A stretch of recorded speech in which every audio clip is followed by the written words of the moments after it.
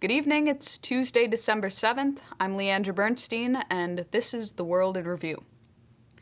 With the remembrance of the 69th anniversary of the attack on Pearl Harbor, there's really no better time to recall the terrible effects of when we blind ourselves to the intentions of our only enemy, the British Empire. It's also a time to remember, if ironically, that date marked the last time the United States entered a worthwhile war. Now today, most leading figures in the United States have forgotten that historic enemy. They failed to take up the lessons from history of how empires, since the Persian Empire's ruin of Greece through a surrogate Peloponnesian War, have destroyed powerful nations by controlling their minds, their prejudices, their leaders, and what has always been most effective, having powerful adversaries destroy themselves without engaging them directly. Now, what is taking place right now with the vote on the budget in Ireland is precisely this method of inducing nations to destroy themselves on behalf of an imperial force. Ireland, along with every other member of the European Union, is now expected to destroy themselves through bailout and austerity for the sake of the British Empire. However, some in Ireland have recognized this, and they're fighting back. Earlier today, during the budget debate, opposition TD Michael Noonan of Fine Gael attacked the austerity cuts proposed by the leading Fianna Fáil party and said that the budget is being put forward by a puppet government, which is doing what it is told to do by the IMF and the EU. Here in the United States, the opposition to the puppet control of our government is coming from Lyndon LaRouche and those associated with him. But the situation is essentially the same, where through Barack Obama in the White House, we are a virtual hostage of the same British monetary empire that is trying to destroy Ireland. The monetary empire, through the White House and the Federal Reserve, is inducing us to destroy ourselves. Is that not surrogate warfare? Is that not virtually textbook imperialism? So why is it that most of our citizens, and for that matter, most of our leaders in government, in the military, and elsewhere, don't understand it? Why do some people still oppose us putting the mustache on the new Adolf Hitler? To answer those questions, we want to excerpt the following clip from a discussion with Lyndon LaRouche that took place earlier tonight. What is the issue of the United States? What is the cause of our afflictions? What is the chief cause of the afflictions of the planet? What's the cause of China's afflictions, India's afflictions, Russia's afflictions, Africa's afflictions? It's the British Empire.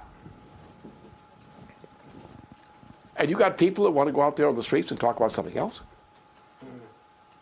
What do you call them? Idiots, morons, quarter-wits. So therefore, what do we talk about as an organizing force? We talk about destroying the British Empire. If you care about humanity, you are committed to one mission.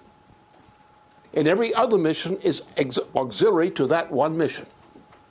Destroy the British Empire. And people who don't agree, tell them, hey, stop being stupid for a change. Don't you know anything? Haven't you learned anything from history? You're going to be really stupid all your life?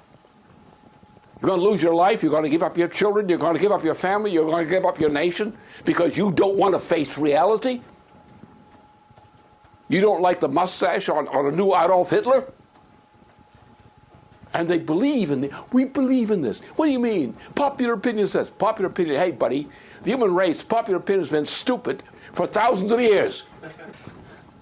You care about the human race. That's your loyalty. First loyalty. Human race. Nations are vehicles to organize the human race based on language, culture, and such things. So nations have a right to exist, but the empire does not have a right to exist. And whenever an empire rises or attempts to rise, our job is to crush it and exterminate it at the root before it gets started. No empires are allowed. So if you want to know why the United States is in the crisis we're in, why Europe won't last through Christmas, it's because the mass of the population is ignorant to the fact that the British Empire is controlling their nation. But the majority of those people, like those who oppose the mustache on Obama, will defend their ignorance by saying, well, popular opinion doesn't agree with you. They're petrified to be heard saying something that might not appear on the 6 o'clock news, or that their friends and family might not agree with, but which all of history demonstrates is true. That the only enemy of nations and their peoples is the empire. Throughout history, it's switched locations, as from Rome to Byzantium. Sometimes it wears a mask, as in Venice. But today, the present seat of that world empire is Britain. And since Rome, and even before that in Persia, the weapon of choice for that empire has been control over the money system of nations and people's belief in it. And people are controlled by their ignorance of these noble truths. So that's your report for tonight. Stay tuned to this website because it is in this context that we'll be bringing you an update on the situation in North Korea, on the shelling of Yongpyong, and more on how the intelligence and military community has been blindsided on the role of the British Empire. But just in brief, in response to this incident, Lyndon LaRouche said late last week that he finds it inconceivable that an incident like the shelling, which has the potential to trigger a war on the Korean peninsula and could draw in China, Russia, and others, could possibly occur as a result of local events and local motives, especially at a moment when the inner alpha system is disintegrating. So stay tuned to LaRouche Pack for more updates, and we'll see you tomorrow.